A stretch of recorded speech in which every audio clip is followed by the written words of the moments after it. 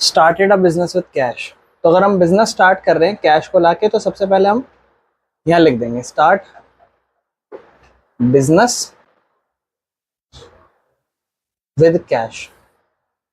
Amount लिखनी है तो लिख देंगे, नहीं तो कोई जरूरी नहीं है। इसके बाद हम लोग असेट्स के अंदर कैश लिखेंगे।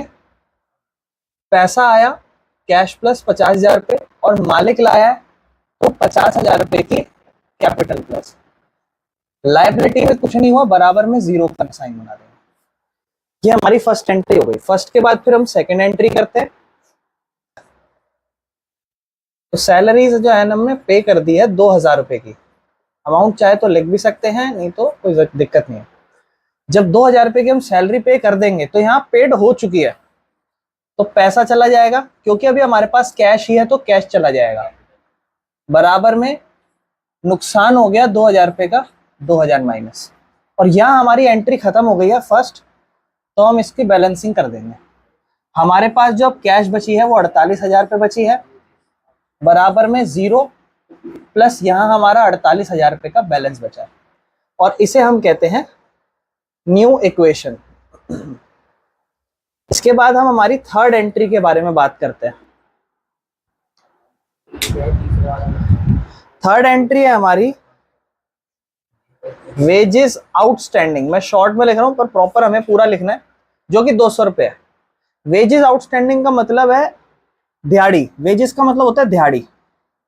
जैसे सैलरी होती है वैसे ही वेजेस होती है। आपके यहाँ कोई लेबर काम करती थी, आपने उसको लेबर को 200 रुपये देने हैं, लेकिन आपने दिए नहीं है। आउटस्टैंडिंग का मतलब होता है ड्यू बट नॉट पेड।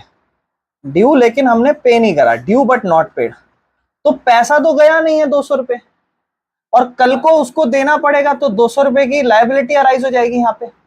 लेकिन जब आपके पास पैसा जाता नहीं है तो लायबिलिटी तो अराइज हो जाती है, लेकिन आप ये फील करते हो कि भैया आज मेरा नुकसान तो हो गया, भले ही मुझे इसको कल को पे करना पड़ेगा। लायबिलिटी अराइज हो गई, इसका मतलब नुकसान तो हो ही गया ना, तो कल को मुझे इसे पे करना पड़ेगा, तो आज ही मैं क्यों ना अपनी लायबिलिटी को कम कर दूं 200 रुपये। क्योंकि मुझे पता, अब देखो एक मैं आराम से बैठा हुआ, मुझे पता है मेरा कोई खर्चा होने ही नहीं वाला, तो मैं अपने बैलेंस को सिंपल रखूंगा। लेकिन मान लो मुझे पता चल गया कि एक चीज खराब होने वाली है, तो मैं मन ही मन ये सोचने वाला हूं कि कल को उसका पैसा पे करना पड़ेगा, और कैपिटल 200 रुपये अपने आप ही। जैसे मैं एग्जांपल बताता हूँ, हम जनवरी दिसंबर में अपनी पर्सनल आपको लाइफ का एक्सपीरियंस बताता हूँ। हम जनवरी दिसंबर में आराम से बैठे हैं, हमें पता है गर्मी आने वाली है।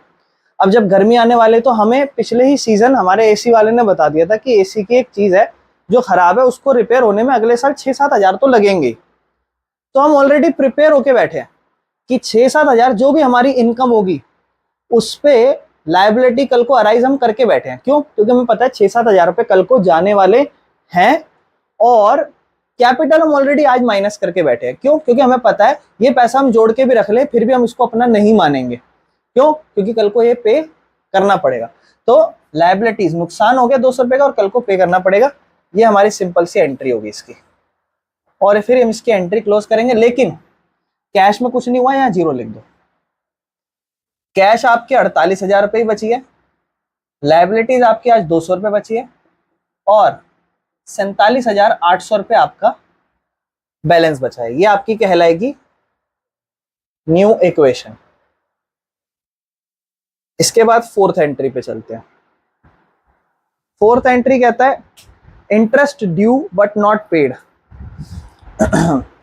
सेम यही कहानी है। यहां हम एक काम करते हैं, इस 200 रुपये को अलग से लायबिलिटीज में लिख देते हैं कि ये जो 200 रुपये है ना, वो वेजेस आउटस्टैंडिंग के हैं। वेजेस आउटस्टैंडिंग के लिख देते हैं, क्योंकि आगे जाके और डिफरेंट टाइप्स की उधारी हो सकती है। जैसे कि अगला कि एक ब्याज था, इंटरेस्ट, वो ड्यू है। ड्यू मतलब देना है, लेकिन पे नहीं करा। तो यही सेम केस होगा कि किसी का ब्याज देना है, दिया नहीं है। अमाउंट कितना है इसका? 100 रुपये, और रेंट वाले का 150 रुपये, ध्यान रखना अगला वाला।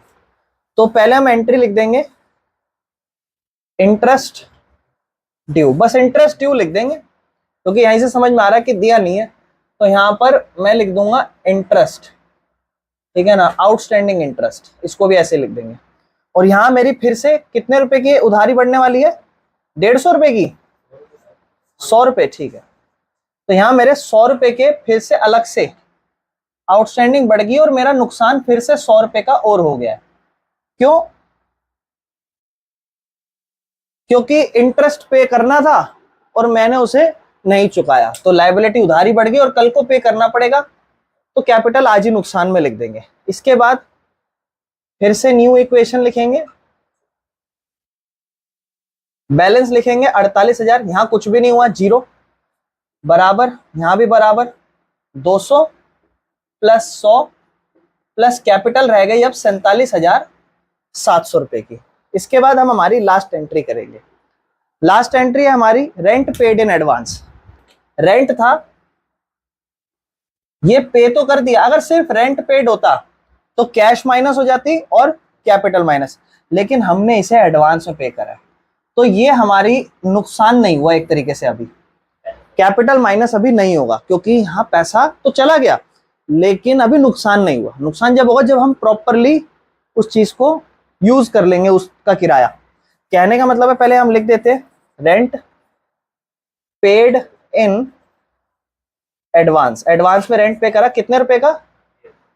150 रुपए का, यानी कि 150 रुपया चला तो गया, 150 रुपया माइनस तो हो गया, लेकिन कैपिटल माइनस नहीं होगी, क्योंकि यही फायदा हम जब तक उठा सकते हैं जब तक कि हम उस चीज को सही में खर्चा ना मान ले।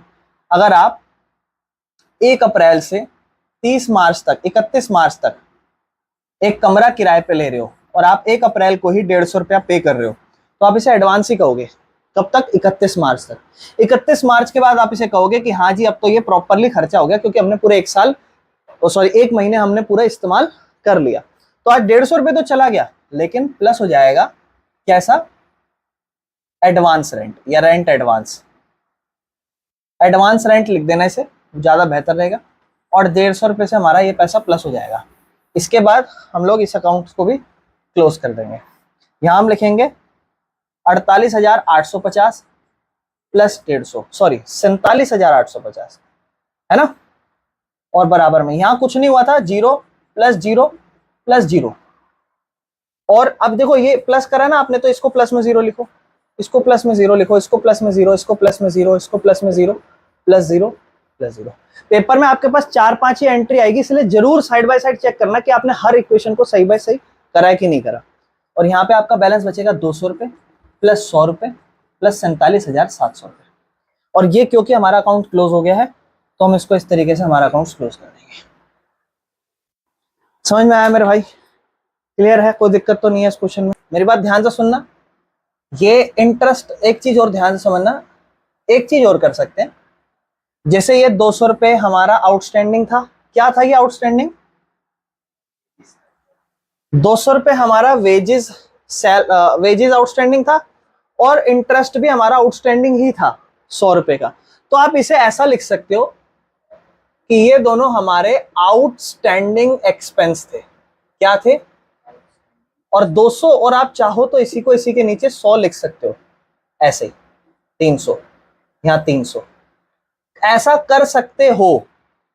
यह भी ठीक था, ऐसे कोई दिक्कत नहीं है। पता है ये क्यों ठीक नहीं था?